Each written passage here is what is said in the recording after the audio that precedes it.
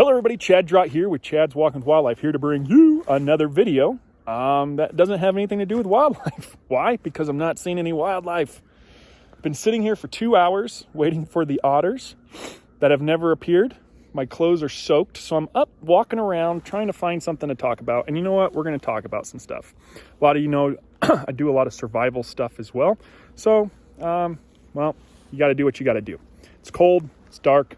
We're going to talk about some survival stuff. Specifically, this tree.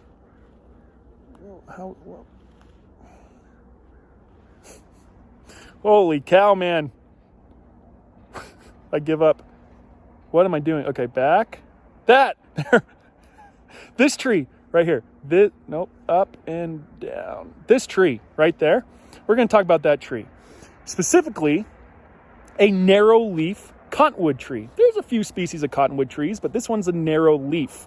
Narrow leaves, lance leaves, these ones tend to grow at the highest elevations around. So here in the Rocky Mountains, again, we're in Moffett County outside of Craig, Colorado. So we're in lower elevations, but you can see these guys almost up to tree line in certain areas.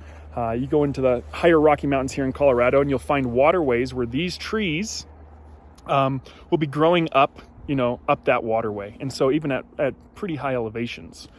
And then you have crazy things. This hand's easier. Why? Is this my left hand? I'm not left-handed. But you'll watch out for guys like this. This is where they get the nickname, the Widowmaker. That's the nickname of the cottonwood tree. And we're going to talk about why. Specifically why. Because of these guys. This guy right here? This little guy? Nah, I wouldn't worry about this little guy. These guys grow along waterways. All cottonwood trees do. You can see right out there, kind of put it out, you'll see the waterway.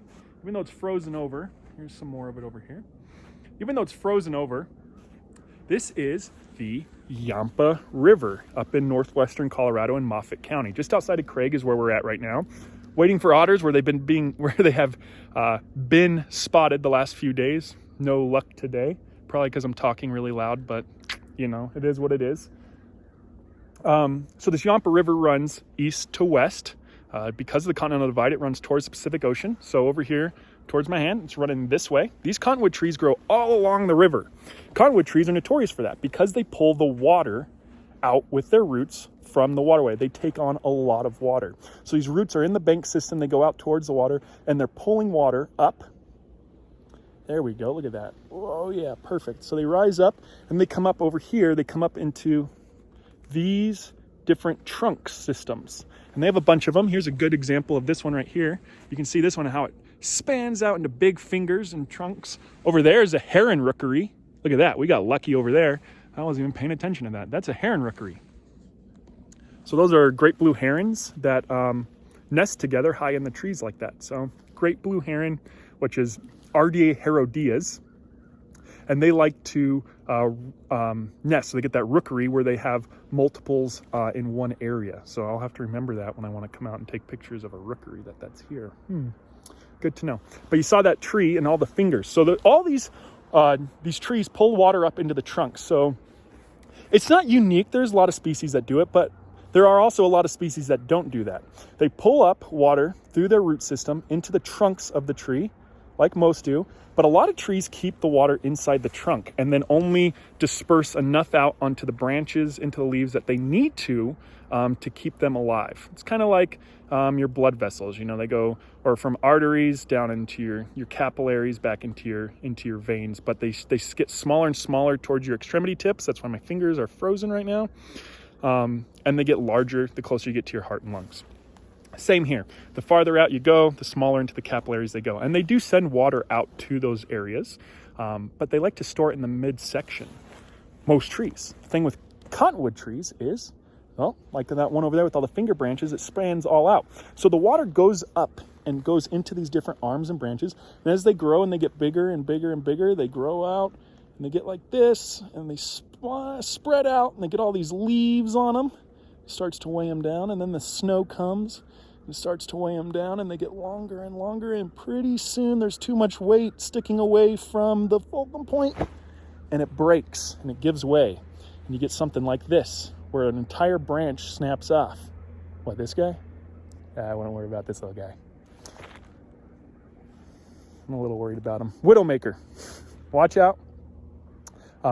They do kill. It's a thing, a lot of wildland firefighters watch out for this, and other people as well. When I did my survival school, and we would go out, you know, for the 10-month duration that school was, we would go out to different locations to camp and stay and to study. And when you come out to these riparian zones, there's a lot of cottonwood trees. We actually had a requirement in class. It was against the rules in your school to camp underneath a cottonwood tree. The reason why is because of this little guy right here. What, this little guy? Yeah, I won't worry about this little guy. But if you were camping there, you would want to worry about that little guy. So cottonwood trees, when it comes to riparian zones or riparian areas, when it comes to any kind of plant or your flora, this is pretty much the largest flora, definitely in the United States as well. Native Americans were notorious all over North America for using cottonwoods to find waterways. So when you're out in the Great Plains, or you're in a deserty area, semi-arid, sagebrush land like this, where you're in that sub-arid region, you're having trouble finding water. You can walk until you see the line of cottonwood trees. Those line of cottonwood trees mark a water source. They grow along a waterway. So Native Americans would travel and go to and from the cottonwood trees. So it's pretty nice. They are the largest flora in a riparian zone, at least here in Colorado. These are notorious for pointing out, hey, there's water there, walk over there. You should see a lot of wildlife. So I walked over here and I have seen no wildlife. I've seen sign. I've seen a lot of otter tracks, so they've been here. We've seen the heron rookery. I can't lie, I did hear one belted kingfisher not long ago, and I do hear crows way off in the distance. So yeah, but I wanted to talk about that specifically. So cottonwood trees, be very careful with them because they do store their water up into these extremity branches up here.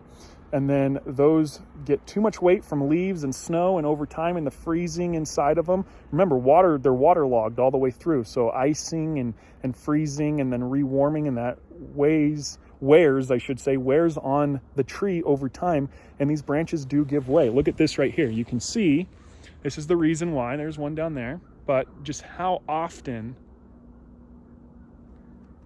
these things have falls, breaks, collapses, all different kinds of things. This whole branch is coming off up there. So it does happen quite often. So when you're out, careful around cottonwood trees. But my one recommendation that I would tell you, that I have taught before, when you're doing survival stuff at any time, if you're camping, try and avoid camping underneath cottonwood trees unless it's an absolute necessity to get out of weather or what have you. But try and avoid camping or standing underneath the Widowmaker. Hope you guys enjoyed. Can't wait to see you guys again. Thank you all for watching Chad's Walking with Wildlife.